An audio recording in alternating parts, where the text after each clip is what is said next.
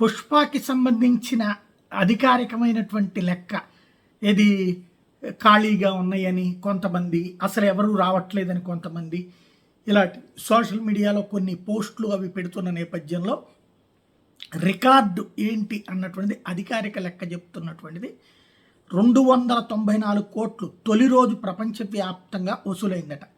మైత్రి movie makers అధికారికంగా చెప్పిన లెక్క.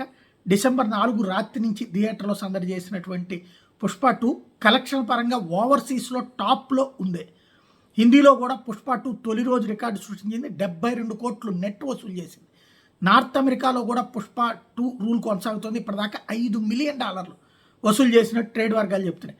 ఇది సినిమాలకు రేటింగ్ ఇచ్చే మూవీ డేటాబేస్ వెబ్సైట్ IMDb ప్రకారం ఇప్పటి వరకు తొలి రోజు వసూళ్లలో రాజమౌళి, ఎన్టీఆర్, రామ్ చరణ్, RRR 223.5 కోట్లతో మొదటి స్థానంలో ఉండేది. ఇప్పుడు ఆ చిత్రాన్ని పుష్ప 2 అధిగమించి ఏకంగా 294 కోట్లు రాబట్టింది. ఇక బాహుబలి 2 214 కోట్లతో మూడో స్థానానికి వెళ్ళింది. ఒకప్పుడు ఫస్ట్ ప్లేస్ అది.